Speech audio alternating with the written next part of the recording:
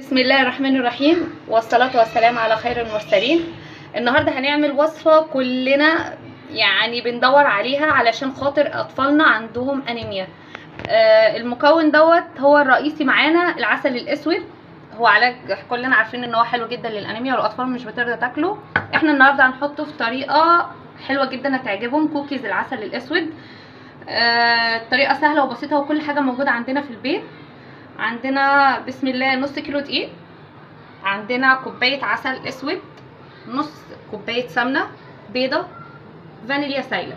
عادي لو مفيش فانيليا سايله ممكن نحط بودر.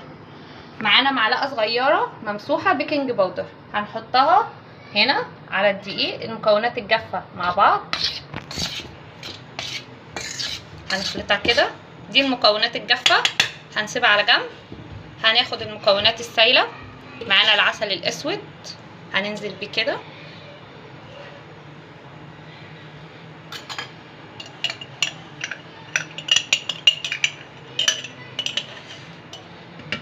هنا كوبايه عسل اسود، معاها نص كوبايه سمنه او زبده عادي مفيش مشكله.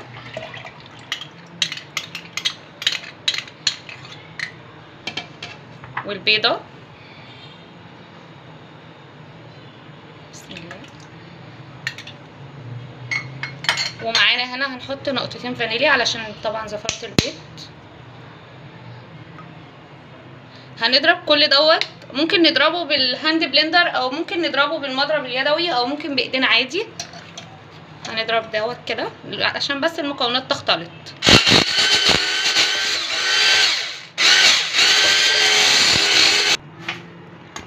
خلاص كده خلطنا كل المكونات مع بعض. العسل، كوبايه عسل، نص كوبايه سمنه، بيضايه، ذره فانيليا. هننزل بيهم على نص كيلو دقيق ونقلب.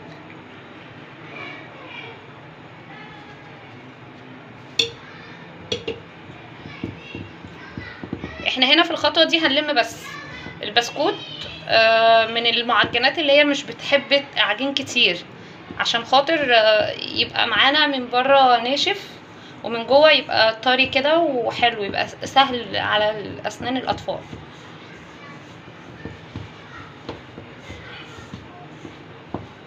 واحنا كده بنلم مش بنعجن.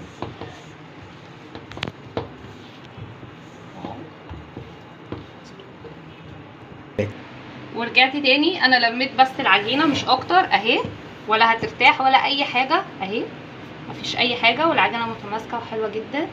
هنجيب صينيه ممسوحه خفيف خالص زيت، وهنكور العجينه كده وهنعملها كده. بصوا دي بصمه الكحك اكيد كلنا عارفينها اهي اهو. ادي البسكوت معانا، ادي شكل. لو مش عندنا دي انا عامله برضو حاجات تانية يعني مبسطاها على الاخر عشان مش كلنا عندنا الامكانيات ديت. ادي ماشي.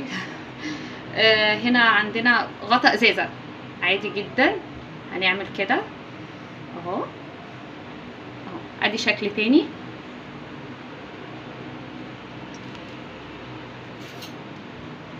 وهنعمل شكل كمان كده.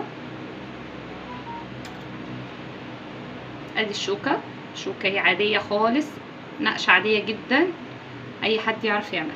احنا بنعمل كل الاشكال علشان دي اطفال اللي هتاكل الحاجات ديت، وانتوا عارفين الاطفال بتحب الحاجات دي.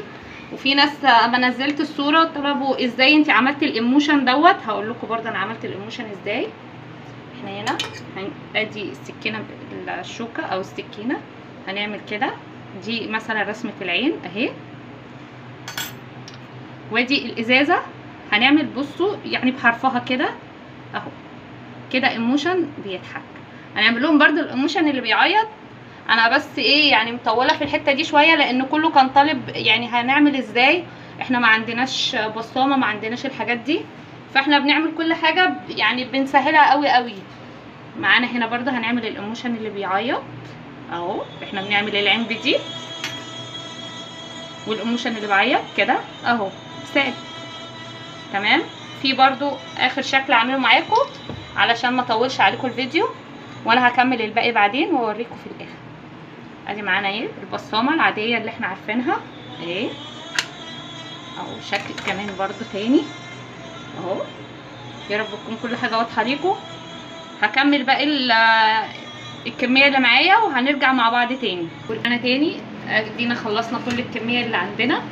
انا بس هعمل لكم شكل تاني عشان برضو احنا بندور على الشكل اكتر، عشان انتوا عارفين الاطفال بتحب الحاجات اللي هي فيها اشكال كتير. هنعمل كده اهي، كده كده كده.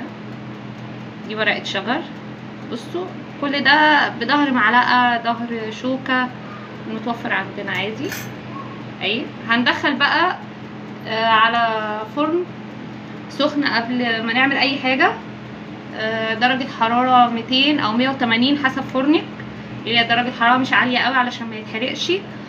وفي الرف الاوسط 10 دقايق بالظبط ان شاء الله وهيكون استوى. وادي البسكوت اهو بعد ما خرج من الفرن زي ما انتم شايفين. البسكوت بسم الله ما شاء الله.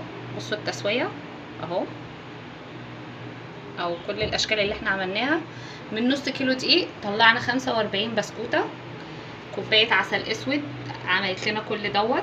بيضايه واحده، مقادير موجوده في كل بيت، وان شاء الله تجربوه ويعجبكم.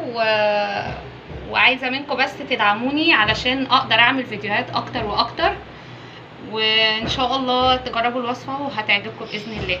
وشكرا لكل الناس اللي بعتت لي وقالت لي على ان البسبوسه حلوه، وفي ناس جربتها وعملتها وبعتت لي قالت لي الحمد لله مقادير مظبوطه جدا. وفي ناس كلمتني على الواتس من الامارات ومن السعوديه، شكرا ليهم كلهم ومتشكره جدا. دعمكم دوت بيشجعني ان انا اعمل فيديوهات اكتر وان شاء الله اكبر بيكم. شكرا.